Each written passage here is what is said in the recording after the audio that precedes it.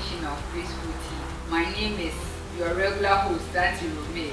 Today we are going to still continue on the criteria in selecting a preschool for your child. Last week I talked about the distance, your budget, and how the material and other things in the school can impact on your child.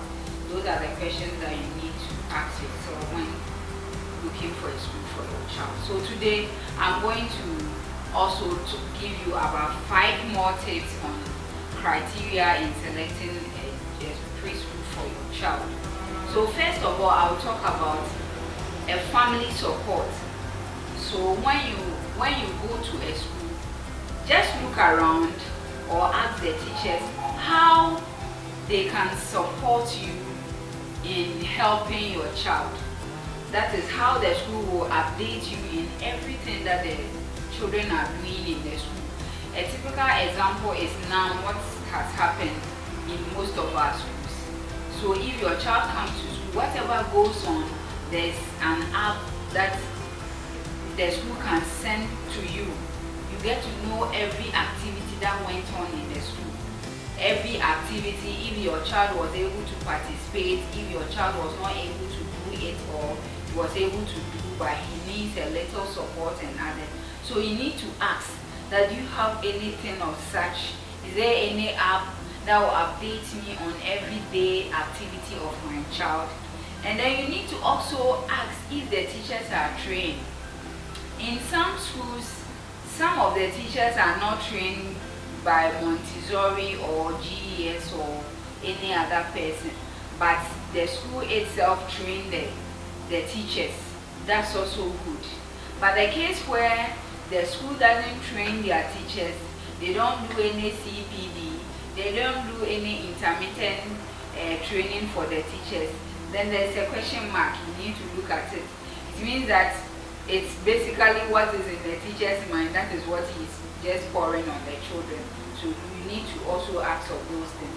And then you need to also ask about teacher turnover rates. That's the number of years that the teachers in there have taught or have been there. If a teacher has been able to teach or taught in a school for about 5 years or 6 years, then it means that the school is taking good care of the teachers. Of course, you can get a new school that have new teachers. That's also okay. When you are looking for a school for your child, make sure you go for a tour in the school. Ask that you want to see around. And I'll urge you that when you are going, go with your child. It is not you who is going to learn, it is the child. So you go with the child, ensure that the child is comfortable. Some children have eyes, you don't have eyes.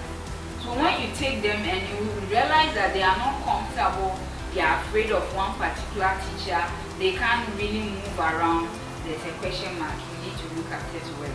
And when you go round to, you need to be in the washroom, you need to ask of in and outdoor play, so that when your child goes there, the child can get a full dose of everything that a preschooler needs.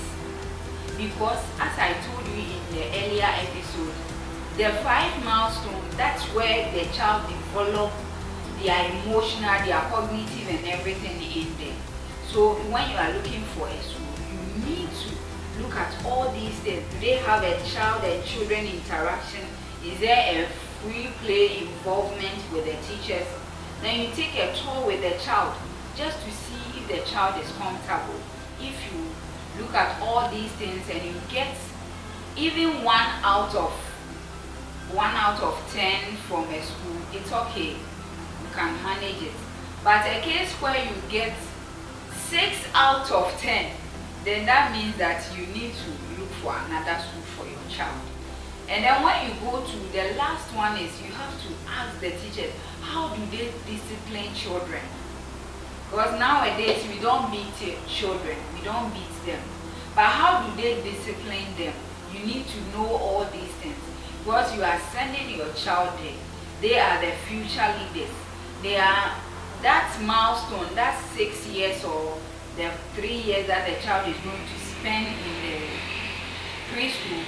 that is what is going to mold the child till the end of the child's life.